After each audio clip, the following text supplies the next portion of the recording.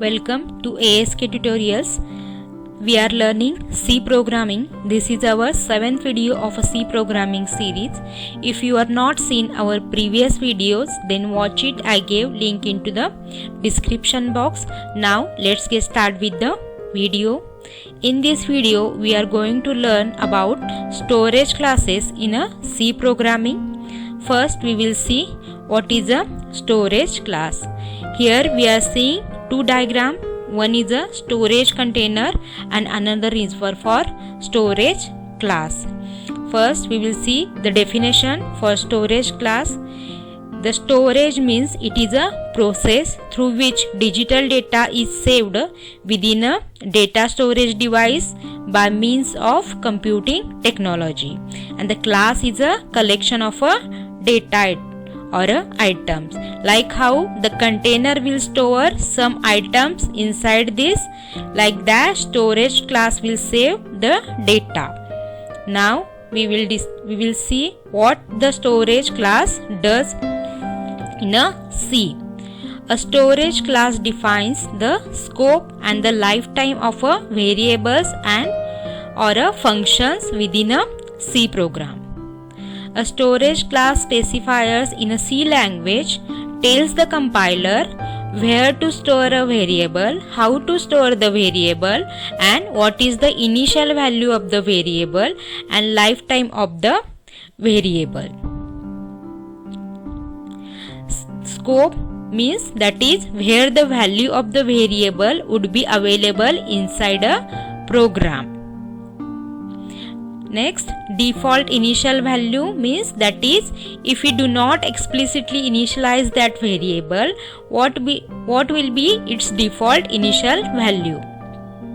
Next, lifetime of that variable, that is for how long will that variable exist in your program. There are 4 different types of storage classes present in C programming.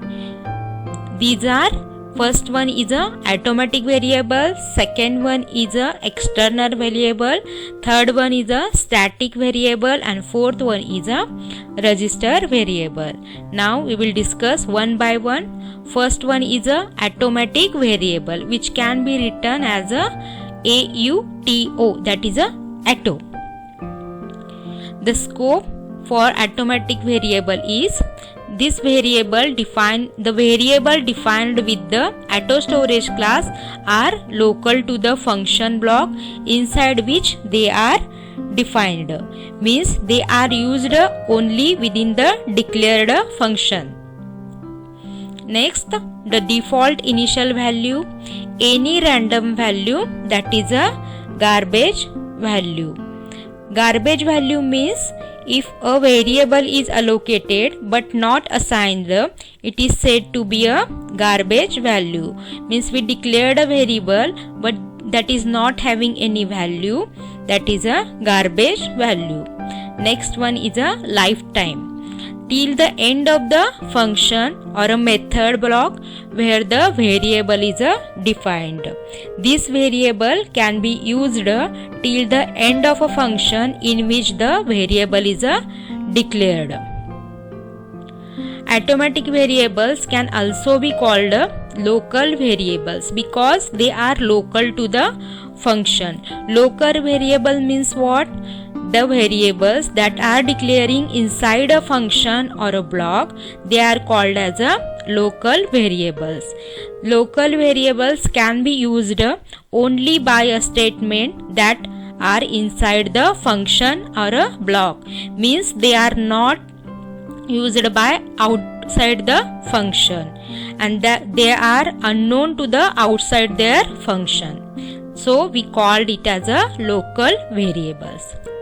By default, they are assigned a garbage value by the compiler. Let's see one example for auto variables here. Here we are declared the variables inside the main function. Both are having the same values. Next one is a external or a global variable. Scope for this is the global, that is everywhere in the program. These variables are not bound by any function, they are available everywhere. Means these global variables can be declared outside the function also. The default initial value is 0 and lifetime for this is till the program doesn't finish its execution. You can access the global variables. A global variable that is declared outside any function is a global variable. A variable which is declared outside any function is a global variable. Global variables means a variable that are declared outside the function or a block. They can be used any statement that are present inside or outside the blocks. Means we can declare the global variables anywhere into the program. Next, one example for this is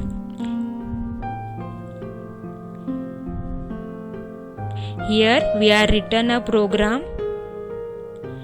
Here we are declared two variables that are x and y, and first we declared we initialize the value for x, that is a 10, and in the last line of statement of a program we declared the value for a y, that is a 50. Then we used here external global variable y. So what will be the output? Here in the output printf statement we are written the value for returning value for x and value for y. Then output will be for this is the value of x is 10 and the value of y is 50. Here the y variable we are declared globally, and for this we are used external int y statement. The next is a static variable. A static variable scope for this is local to the block in which the variable is defined. The default initial value for this is 0 and lifetime is till the program doesn't finish its execution. A static variable tells the compiler to save the variable until the end of a program. Means the value of a static variable will be saved to the compiler up to the end of a program. Example for static variable is here we declared the y test function, then our main function int main. Inside that we declared the test as a 3 functions. Then we are calling again y test function here. Inside that we are initialize the int a is equal to 0 as a static variable and a is equal to a plus 1, and we printing the result for a. Then what the output will be for this program is a 1, 2, 3, because we declared a equal to 0. Then for the first statement a equal to a plus 1, our result will be 1. Then the second time when it will go for calling the test function, the value will be 2, and the third time the value will be 3. So we will get output as a 1, 2, 3. Next variable is a register variable. Scope for register variable is it is a local to the function in which it is declared. The default initial value is any random value, that is a garbage value. Lifetime till the end of a function or a method block in which the variable is defined. A register variables inform the compiler to store the variable in a CPU register instead of a memory. The register variables are stored into the register instead of a memory. The register variables have a faster accessibility than a normal variable. Now we will see which storage class should be used and when. First one is a static storage. We should use a static storage class only when we want the value of the variable to remain same. That time only we can use a storage class, because every time we call it using different function values. Second one is a register storage class. We should use a register storage class only for those variables that are used in our program very oftenly.